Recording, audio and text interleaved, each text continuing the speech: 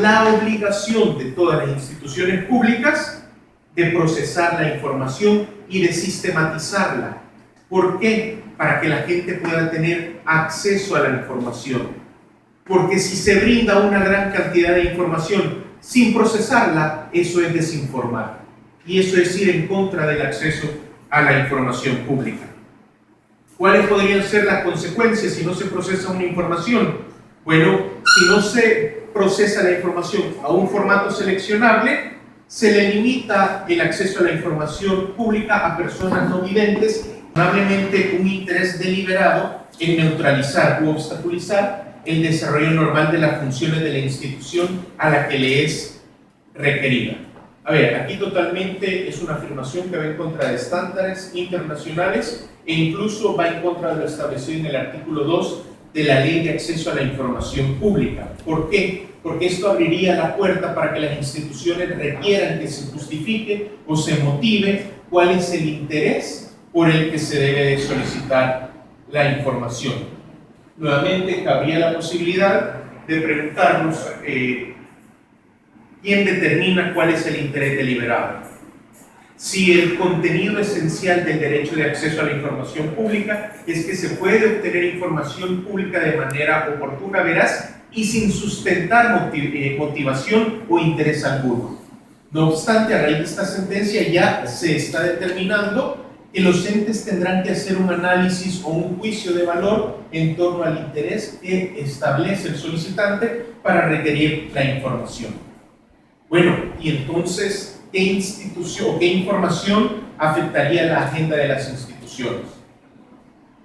Hemos tenido al día de hoy casos en los que el Instituto ha ordenado a la misma Corte Suprema de Justicia, por medio de la sección de probidad, que se entregue información de auditorías a los exámenes de probidad o declaraciones de patrimonio de funcionarios públicos.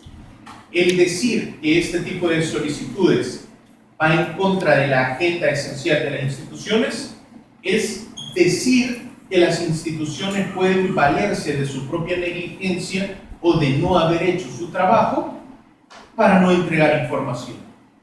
Entonces, si no se dan trámite a las solicitudes porque no se tiene una buena gestión documental y de gestión de archivos, eso determina entonces que la institución no va a llevar unos buenos archivos y por ello no va a entregar la información, pasándole la responsabilidad al ente por no haber hecho buen uso de o cumplir con sus funciones de gestión documental.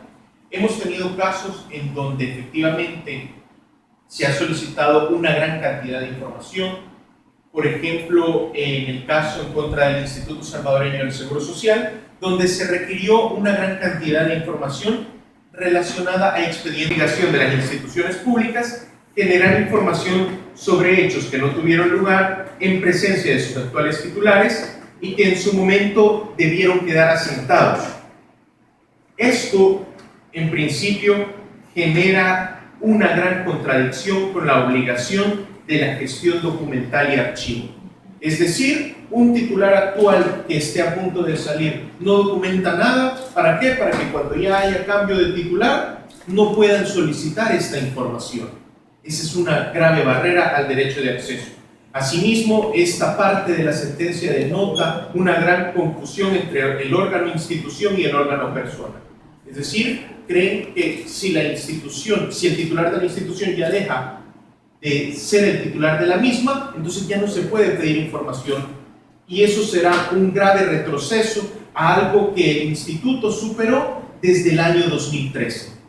Desde los inicios del instituto, ya la Corte de Cuentas de la República tenía el criterio que no se podía generar información de titulares anteriores.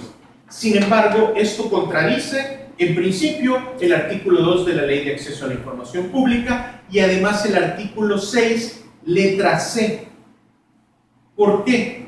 Porque se establece que el derecho de acceso a la información pública se va a brindar independientemente de su fuente, es decir, del titular que esté en el momento, y de la fecha de elaboración. Y entonces, ¿cuál sería la consecuencia actualmente o qué información habríamos dejado de conocer bajo este criterio? ya la misma Sala de lo Contencioso Administrativo le ha dado la razón al instituto cuando se ordenó la reconstrucción de información de operativos militares. Bajo esto, considerando de esta resolución de la Sala de lo Constitucional, eso habría sido imposible. Entonces, no solo se viola el derecho al saber, se viola también el derecho a la verdad, el derecho a que las víctimas puedan conocer la información de aquellas violaciones o graves violaciones a derechos humanos.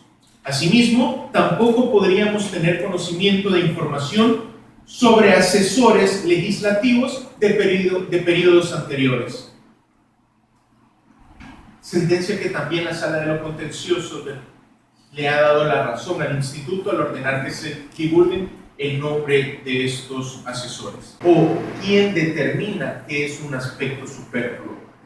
Al darle la discrecionalidad al titular de un ente para determinar qué es un aspecto superfluo o no, permitiría que se deniegue la información de manera arbitraria. La Sala, en su sentencia de manera ejemplificativa, establece qué podría entenderse como aspecto superfluo. Y dice datos relativos al uso de mobiliario y equipo, el uso de los bienes asignados para el desempeño de sus labores, tales como la papelería. La Ley de Acceso a la Información Pública es una herramienta de combate preventivo a la corrupción.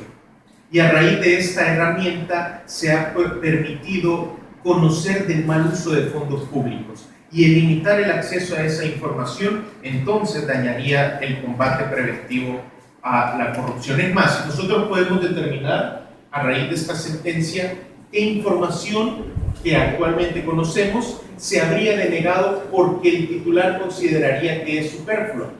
Bueno, de todos es conocido el caso de la venta de bebidas alcohólicas de cepa.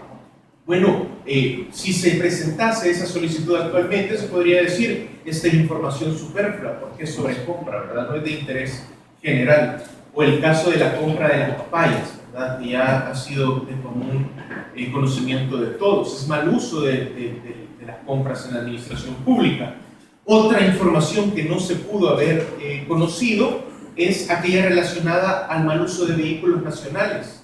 Si ya la Sala ha establecido que es información superflua el uso de bienes inmobiliarios, entonces se denegaría cualquier información relacionada al uso de los vehículos. Y como es sabido, aquí se ha hecho mal uso de vehículos nacionales. Por ahí un diputado le prestó el vehículo a su hermana para irse de vacaciones. Entonces todo ese tipo de información se cerraría. Entonces es grave este tipo de consideraciones planteadas por la Sala de lo Constitucional. ¿Qué otro tipo de información no se podría conocer? Bueno, aquella relacionada al préstamo de activos municipales para los partidos políticos. Finalidad 13-2012, en la que estableció que únicamente se puede limitar el acceso a la información pública por ley formal en sentido estricto. En su momento, esos argumentos se utilizaron para declarar inconstitucional el reglamento. No obstante, podemos retomar esos criterios para decir tampoco se pueden establecer más barreras que las que ya la misma ley de acceso ha establecido, o más límites que los que la ley de acceso ha establecido, que son información confidencial o información reservada, no más. Asimismo, se contradice con lo establecido en jurisprudencia de la misma Corte Interamericana de Derechos Humanos en relación al caso Claude Reyes versus Chile. Y por último, esta resolución limita el acceso a la información pública y consecuentemente se debilita el combate a la corrupción de manera preventiva.